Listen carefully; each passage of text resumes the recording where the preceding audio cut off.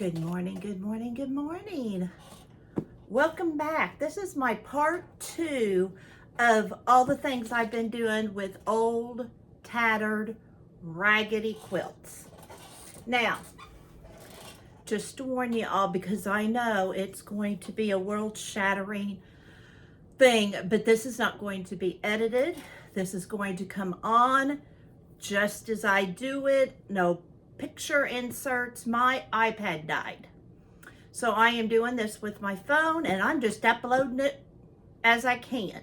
I can do editing on my phone, but you know, it's just so little. It is hard for me to do it on my phone. So my iPad died yesterday. It was dying. I was having to keep it pretty much plugged in order to keep the juice going, and yesterday it was just no more. So sweet Greg ordered me another one. I was gonna wait till January. He said no, because we got all the Christmas and end of the year, you know, bills coming in, and I was just gonna wait. And he said, no, we're getting you an iPad. Very good.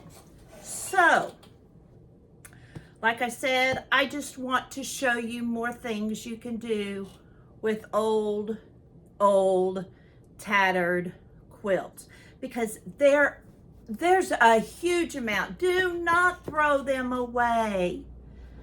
Do not think they just have to be put away and never to be seen again, like these 5 I found had been. And don't use them for a drop paint cloth like my grandmother did. I stole that one and made it into a bench seat for my porch swing years ago. So there's a lot you can do with them. One of the things I did was I took 2 parts of it and I made an advent calendar pillow. Now this is not for me. This is for Danny's daughter that you hear me talk so much about, who's got a little girl that she'll be 2 in March. So however many months that is. And I wanted it big and easy so that Finn could do it. Now, my first thought was how cute it'd be to use real candy canes, but you know, you don't do that to a mother of a almost 2-year-old. So this is my candy cane that needs to be fixed. But for now, it will work. And her mama's gonna help her, but it just sits down there and she can do it each day. She can put it in, take it out, whatever.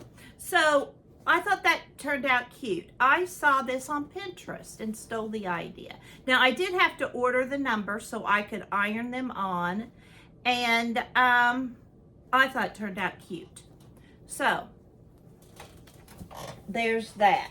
And then I made me a big pillow because I needed it in a certain chair, and it's not pretty, it's not fancy. I have never done a pillow with this kind, you know, the ruffle that comes made.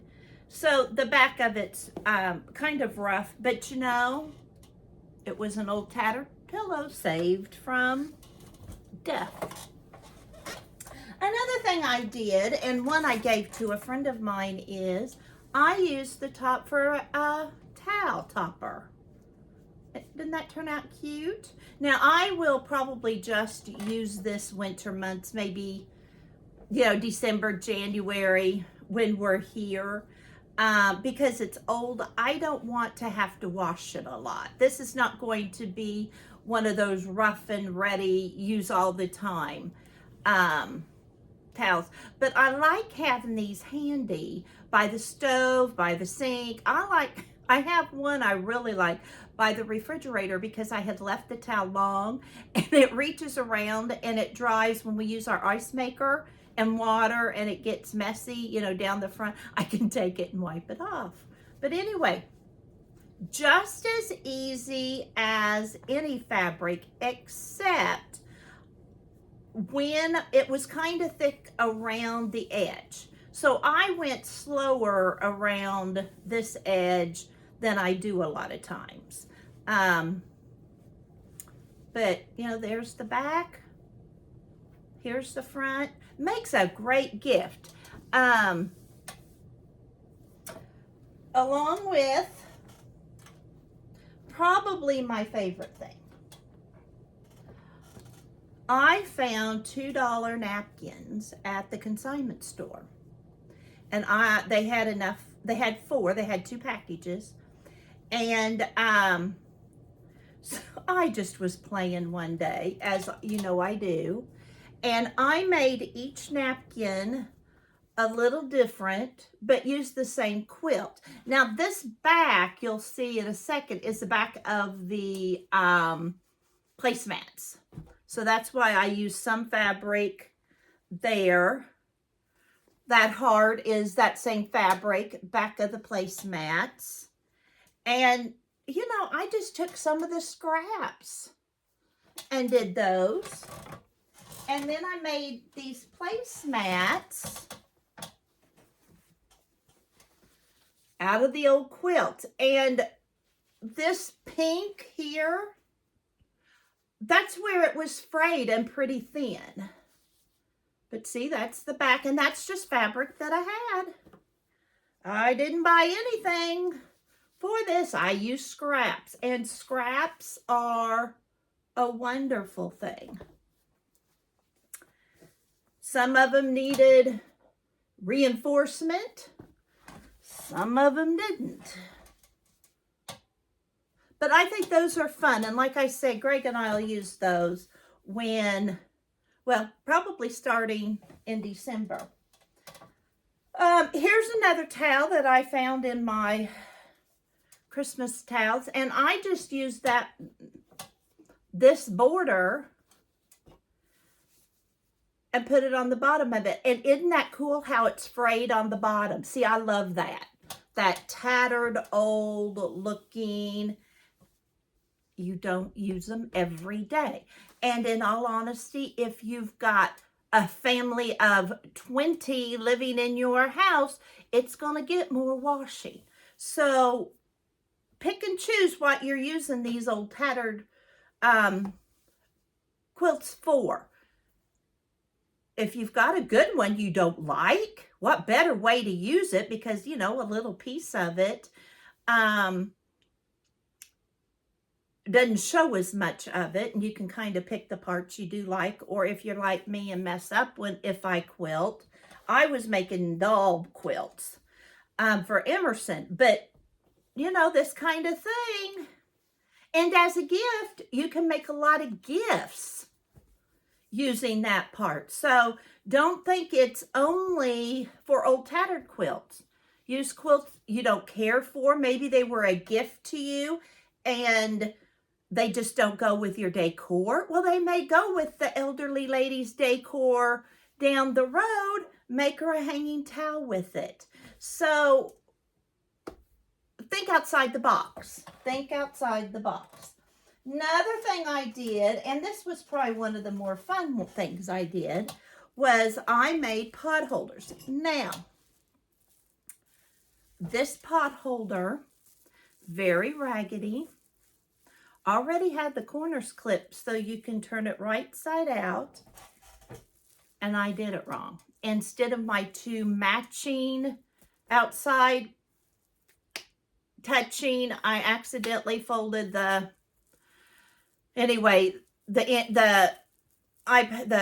hot pad part, you know, is there. Well, this is an old fragile, has lots of patches on the inside. I was afraid to take it apart, afraid that I might ruin it. I just left it, sewed it, finished it. It will still hold a big pan. Myself, my girlfriend Danny, Nikki, and Andy both love this big, what they call sheet cake size pot holders, because you know, you take those cookies out and put it on there and you don't have to have 2 of them. So that's what this is. gonna be. And you know what? Those sheet cakes do not care how pretty it is. But I like the inside. I thought that was pretty. And I am sure that the person who used this maybe even flour sack fabric. I don't know. I'm guessing at that. As I think I put on my last one, I made coasters. Couldn't think. And here's a heart coaster. Then here are some square ones. Danny said she used this when she had some people over. She's not leaving them out all the time because they're fragile. That's fragile fabric, fragile stitches, the whole bit. So there's that. And I put that over there because one of them still has a straight pin. Here are more pot holders. These are so soft because that fabric is so old.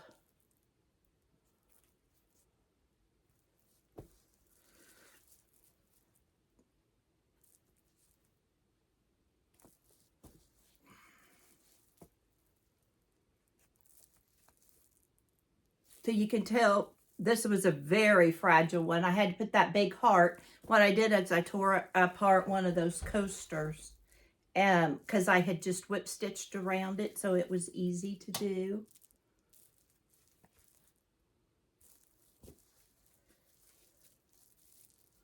Now, Danny is the one that gave me the idea of the pot holders. So I will let her pick out a couple. Nikki wanted some, so I will pick her out a couple. I just need one. I've still got old quilts. I can make me more. So, you know, if I don't get any of these, I'm not worrying about it. This is something I did years ago and had it on my Hoosier cabinet, that metal part.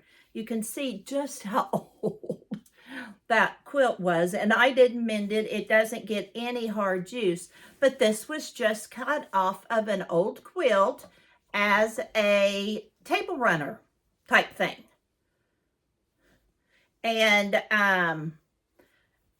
I use this orange part does not go in my decor at all, but the blue does in the kitchen. So what I do is I slide it under where the shelf thing pulls out, and where you could like bake pastries and stuff like that on. So all you see is this.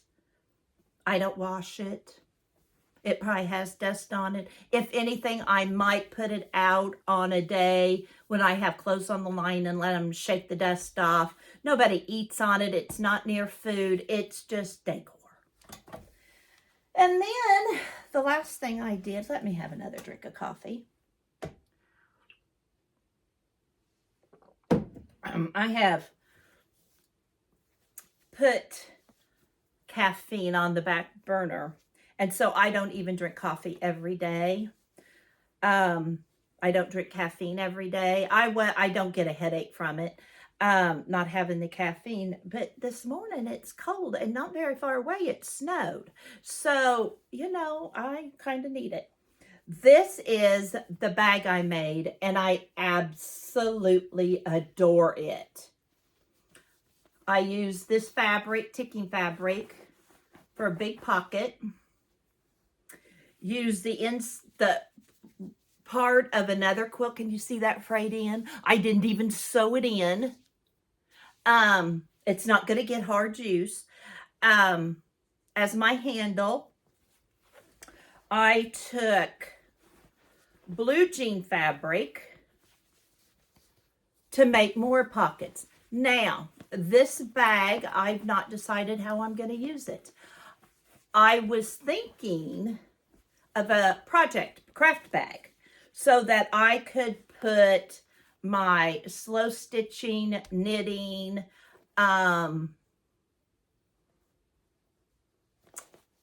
in it together if I want it. It's big enough I can even stick my embroidery plastic bin that holds my thread. I can even stick that in it. Oh my gosh, I've shedded like crazy, haven't I? But I could also use it for a purse if I was so inclined. Right now, it just is hanging back here on this antique washstand because I haven't decided what I'm going to do with it yet. But I love it. I did a 5-inch square out of the bottom to make the square bottom because I wanted it to hold quite a bit. But I love it. I absolutely love it. And the nice thing about old quilts is I don't line them. I just leave them as is. So I sewed, here's thread I didn't clip. I am the world's worst at that. But, you know, you can just see where I sewed that on. I did it several times with a zigzag stitch so it could hold some weight. However, it's probably going to sit by my chair with my projects in it. I have a little bag, you know, a little makeup bag type thing my younger sister helped me to make, that I keep my knitting in that I leave in the car. Well, since the iPad quit and we went to Nikki's folks for Thanksgiving, I just grabbed it out and took it with me. Well, it came back in because I didn't like that needle. And so I've been knitting with that. So it's back here. So, you know, that could go in there. I'm a nester. I don't know about all of you, but the table between our two recliners is full of my stuff. I have, at this moment, I have my knitting, my little knitting pack of tools with, you know, the crochet hook, scissors, those kind of things. I have the remote. I have an empty little bag. I have my phone charger. I have coasters. I mean, just odds and ends. Had to move my Bible down behind it because I didn't have room the other day. So, anything I can get off of the table, but yet easy to handle, because, you know, I don't want to have to go find it again, the better. So, those are just 9-10 things you can do with an old quilt. A lot depends on how big of a part you can use because it may be so frayed, but don't be afraid of those frayed edges. Cover them with a little good part or use it for something that isn't going to get hard use. Love them. I think that's the biggest thing we forget. Quilts were not made hundreds of years ago to just hang and be pretty. They were made to be used and loved. And I feel like, my personal opinion, old quilts sitting collecting dust isn't good for them either. And granted, all 5 of these old quilts were in a old trunk, but even still, who could appreciate these? This, every time it comes out, somebody can think about the hours spent with those hand stitches, the work that was done, and the love I gave when I made it and gave it to them, as well as the love that was put into this old quilt for somebody to use in their home. So that's all I've got today. I thank you so much for coming back by. If I make some more things with old quilts that are different, I'll let you know. I've still got lots to cut up there. I've gone through about one full quilt with all this stuff. I've used 2 quilts. I think I've cut from all 5, but one is just about done, the big pillow one. is just about gone, but it will make wonderful scraps. And I'm saving the tiny scraps because those are what I pulled out for like the napkins and stuff. So have a lovely weekend, lovely week whenever this gets uploaded.